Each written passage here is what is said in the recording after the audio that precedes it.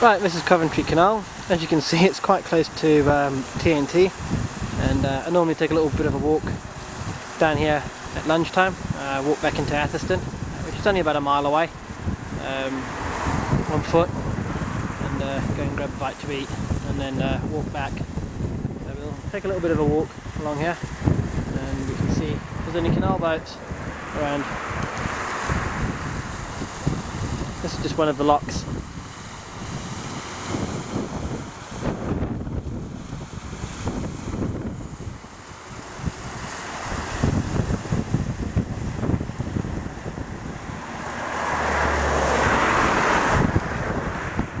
Just another bit of a view of the canal. It's actually quite muddy here today because of all the rain. I haven't actually walked along here in a good few weeks because the towpath's quite muddy, and I'm sure work would not be impressed with me trapsing mud back into the office.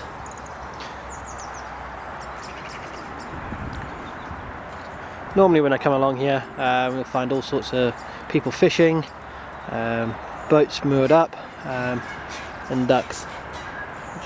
Don't know if you can hear the geese in the background there. They're just over there. Can't actually see them today. Also in the field just over here, which you can just see the outline of the roof of the parcel distribution centre. You normally get the occasional goat and some horses, which is actually quite nice when you're winding down on your way out for lunch. Right, we're now at another lock number 5 actually, just outside Atherstone town. And yeah, I don't know, there's just something about this lock that seems to have a lot of character. So I thought I'd stop and show it to you.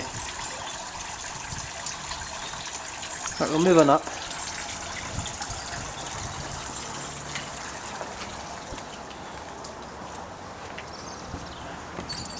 And as you can see in the distance, there's a fair few locks to go through along this stretch of waterway.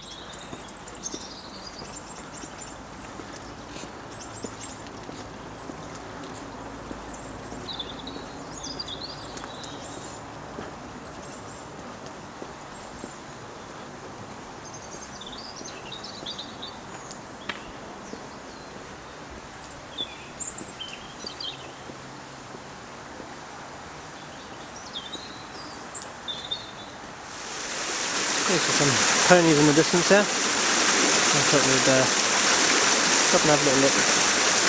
You can actually see one of the locks here. Although the lock looks quite deep, the actual water depth isn't very deep at all. In some places it can be as deep as about 6 foot.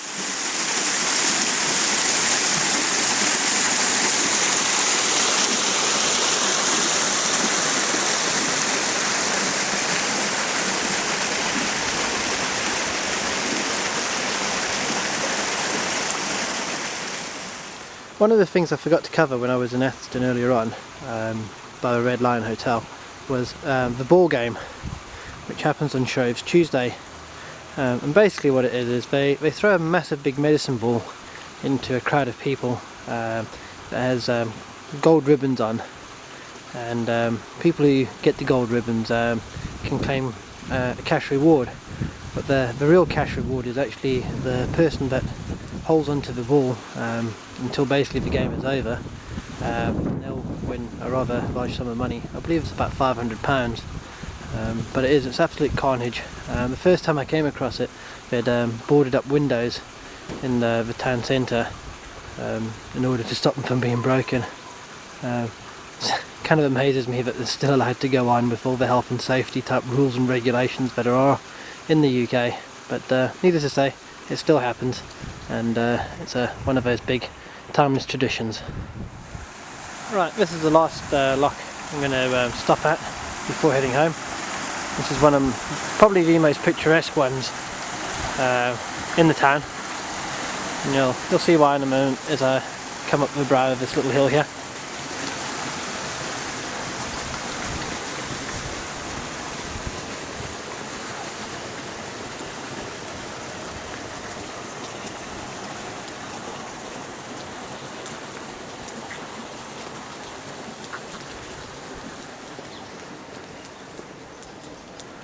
And this is basically the Atherstone top lock #1, as it says so on the sign over there.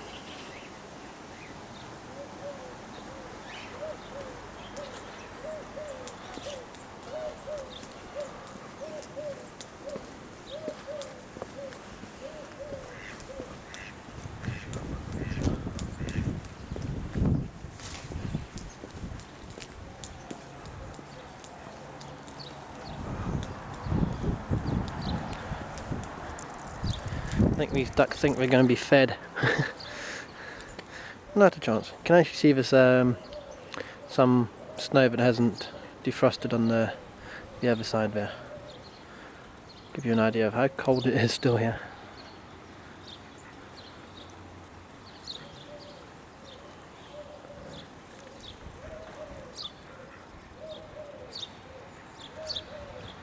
Some barges which moored up outside next to some coal.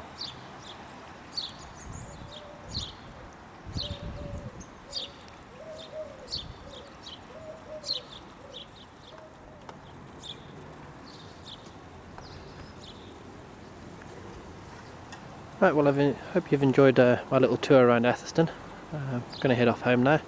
We'll edit this all together and hopefully it'll be something of interest.